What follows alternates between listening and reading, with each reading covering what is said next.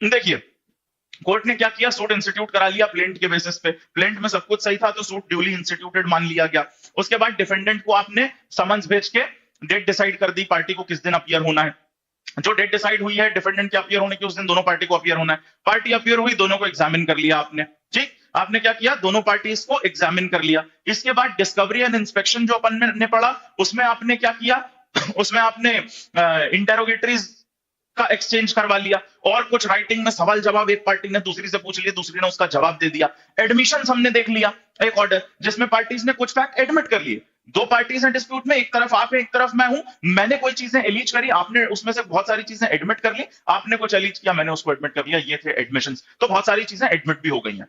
अब देखिए कोर्ट ने क्या किया, सूट इंस्टीट्यूट करने के बाद पार्टीज को एग्जामिन कर लिया है दोनों, एक जानकारी उसके पास हो गई है मैटर से रिलेटेड। इसके अलावा डॉक्यूमेंट्स का, फैक्ट्स का एडमिशन हो गया है, डिनाइल हो गया है। डिनाइल और एडमिशन भी अपन ने देखा था कि जो एग्जामिनेशन ऑफ पार्टी होता है उसमें बेसिक पर्पस कोर्ट का यही होता है कि क्या चीजें एक पार्टी एडमिट कर रही है, क्या डिनाई कर रही है, ये सब देखता है। जब अब इतना सब कार्यक्रम करने के बाद ये समझ में आ गया कोर्ट को कि वो कौन सी चीजें हैं जो पार्टीज एडमिट कर रही है, खुद से मान रही हैं, एक पार्टी एलिज कर रही है, दूसरी उसको एक्सेप्ट कर ले रही है, बहुत सारी ऐसी बातें होंगी, बहुत सारे ऐसे पॉइंट्स और इश्यूज होंगे जो एक पार्टी एलिज करेगी और दूसरी उसको डिनाई करेगी, दूसरी पार्टी उसको मानेगी नहीं, वो बोलेगी नहीं ऐसा नहीं है। तो ये जितनी बातें होंगी जिसे एक पार्टी एलीज करती है और दूसरी डिनाई करती है, इन्हीं से निकल के आते हैं या इन्हीं से बनते हैं हमारे इश्यूज जिस पे आगे की प्रोसीडिंग चलनी है। मैंने आपको सीपीसी की पहली क्लास में भी ये बात बताई थी कि फ्रेमिंग ऑफ इश्यूज या सेटलमेंट ऑफ इशू क्यों जरूरी है। क्योंकि भाई साहब कोर्ट का समय लिमिटेड है, वो फालतू की बातें सुनने के लिए फ्री नहीं है कोर्ट।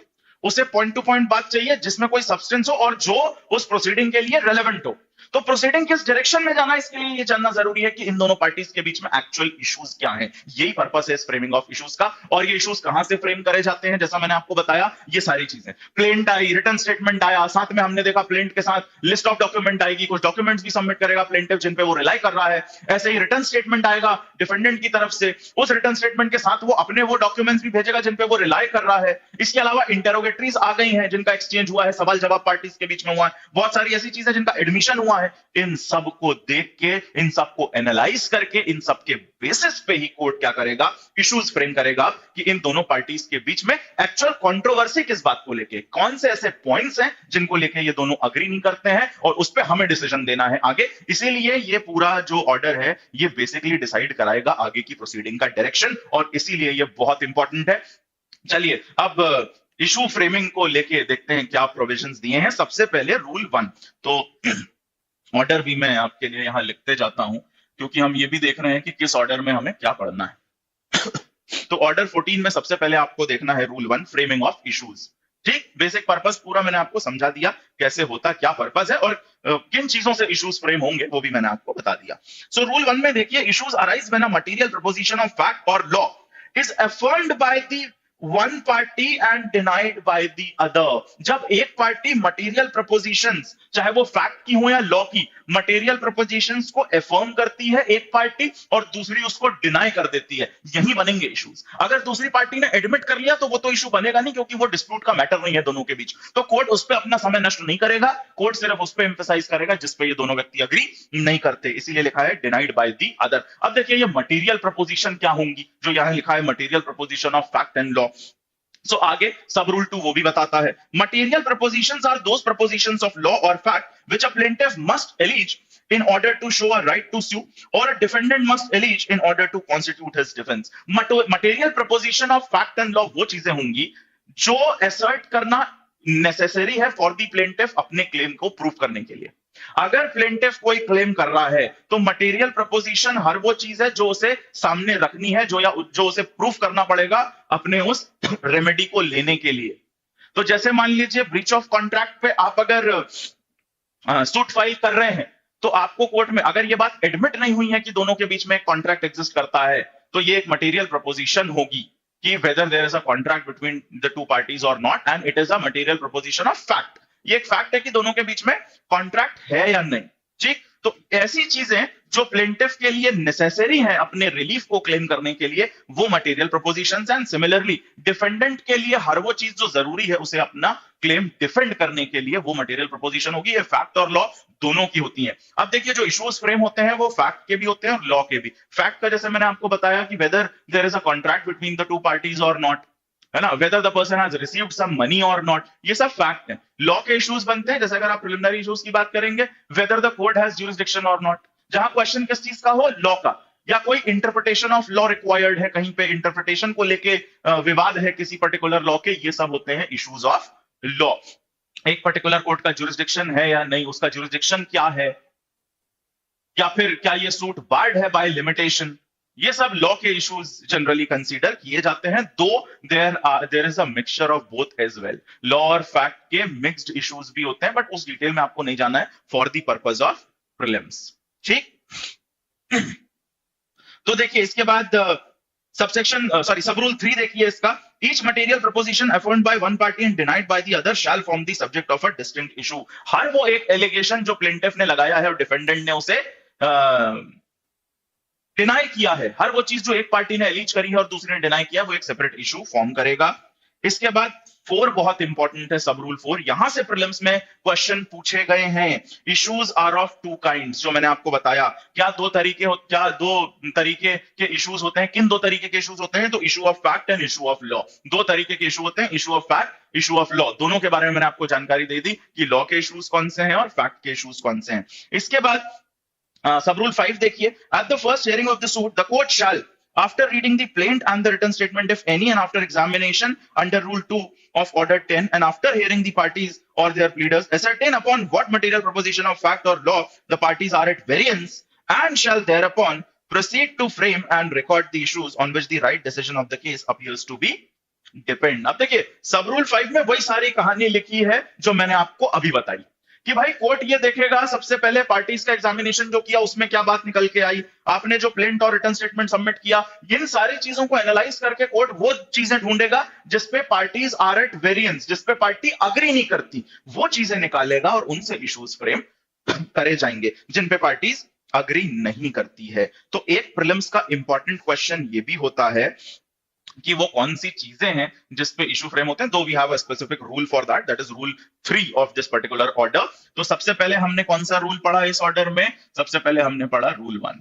इसके बाद देखिए जरा rule 2, court to pronounce judgment on all issues. This is very very important for prelims, ये बहुत ज्यादा इंपॉर्टेंट है भाई। रूल 2, जितने इशू फ्रेम हुए हैं सब पे जजमेंट प्रोनाउंस करना है कोर्ट को। This is given under rule 2। देखिए notwithstanding that a case may be disposed of on a preliminary issue, the court shall, subject to the provisions of sub rule 2, pronounce judgment on all issues।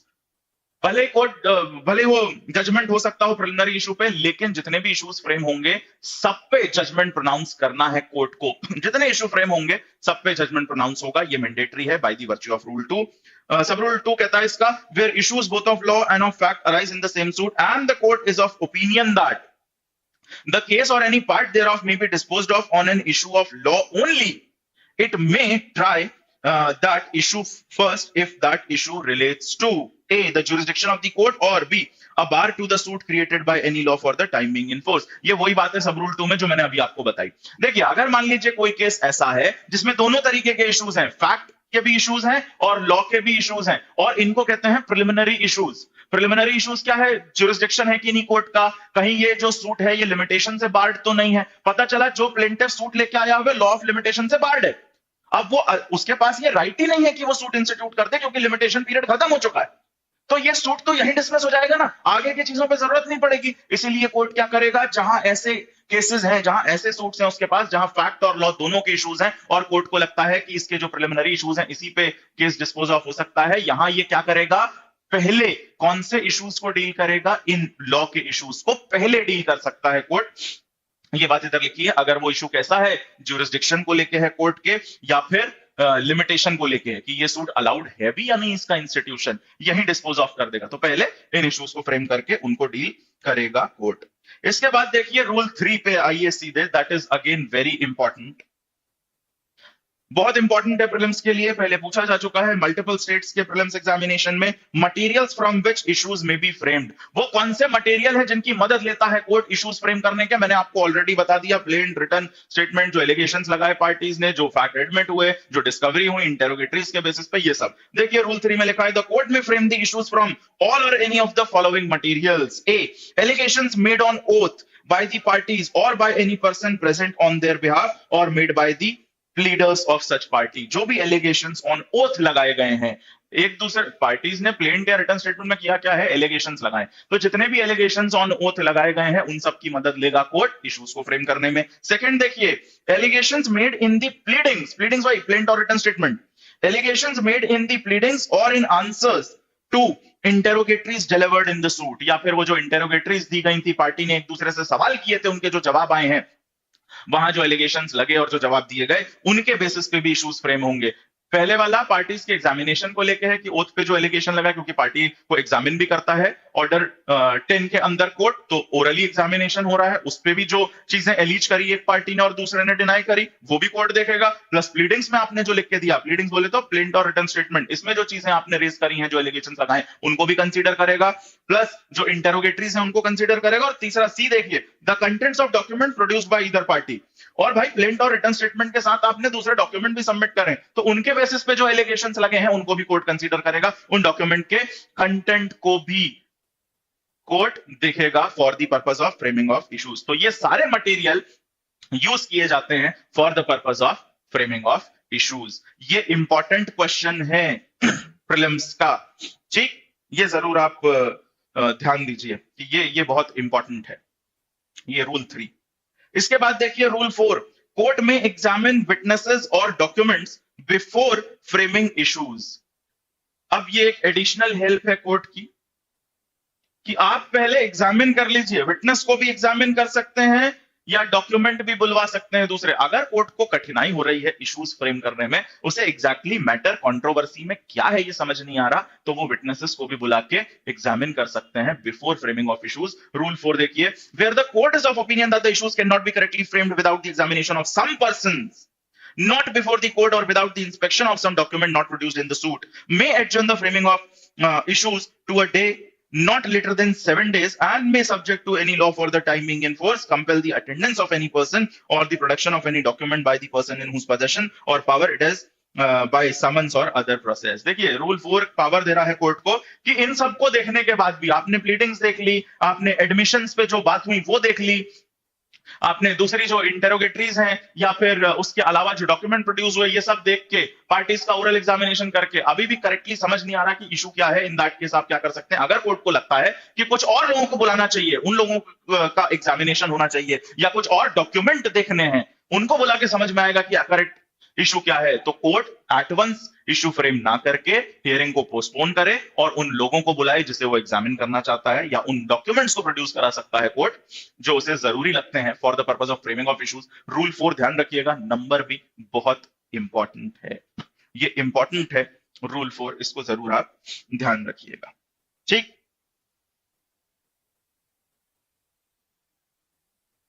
इसके बाद देखिए rule 5 भी mark करिए, power to amend and strike out issues.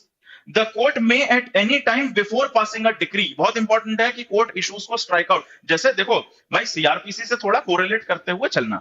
CrPC में अपन ने पढ़ा था framing of charges, पढ़ा था या नहीं? फ्रेमिंग ऑफ चार्जेस, वहां हमने देखा था कि कोर्ट चार्ज फ्रेम करता है अक्यूज के अगेंस्ट और उन्हें प्रॉपर्ली एक्सप्लेन करता है। चार्जेस का बेसिक पर्पस क्या होता है? ताकि अक्यूज को समझ में तो आए कि उसकी गलती क्या है, क्योंकि भाई साहब वो कोर्ट है, वो वाइफ नहीं है कि हस्बैंड के समझ में नहीं आ रहा कि मैंने किया क्या है, और वाइफ जबरदस्ती इग्नोर मार रही है उसे।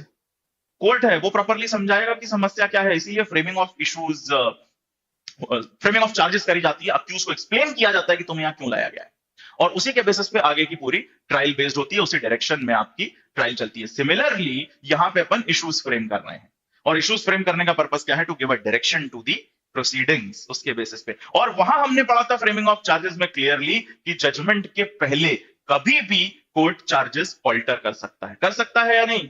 चार्जेस जरा सेक्शन और बता देंगे तो मजा आ जाएगा। अच्छा पहले ही बता दिया, क्या बात है, गजब, ये तो भयानक ही तेज हो रही है जनता भाई, पहले ही बता दिया आपने, गुड गुड गुड। तो यहाँ पे रूल 5 कहता है कि कोर्ट किसी भी समय डिक्री पास करने के पहले एडिशनल इश्यूज फ्रेम कर सकता है या स्ट्रक आउट भी कर सकता है। देखिए रूल 5 में लिखा है, the court may at any time before passing a decree amend the issues और frame additional issues on such terms as it thinks fit and all such amendments और additional issues as may be necessary for determining the matters in controversy between the parties shall be so made or framed। तो नए issues भी frame कर सकते हैं या उन्हें alter भी किया जा सकता है। दोनों बातें इधर पे लिखी हुई हैं रिगार्डिंग दिस। बहुत ज्यादा इंपॉर्टेंट नहीं है बट फिर भी एक कॉम्प्रिहेंसिव स्टडी के लिए जरूरी है रूल 5 को आप अपनी लिस्ट में इंक्लूड करें।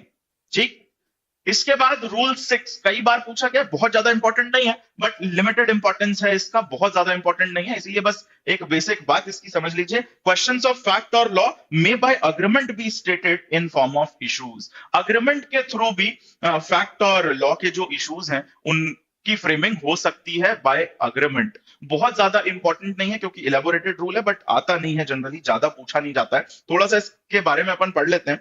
Where the parties to a suit are agreed as to the question of fact or of law to be decided between them, they may state the same in the form of an issue and enter into an agreement in writing that upon the finding of the court in the affirmation or negative of such issue। उसका होगा क्या, parties mutual agreement से भी ये framing कर सकती है on certain things और उसके बाद उसके कंसिक्वेंसेस के बारे में आपको सिर्फ रूल नंबर याद रखना है। इस अग्रीमेंट वाली बात का सिर्फ रूल नंबर ध्यान रखिए, इससे ज्यादा जानने की जरूरत नहीं है क्योंकि बहुत ज्यादा पूछा नहीं जाता।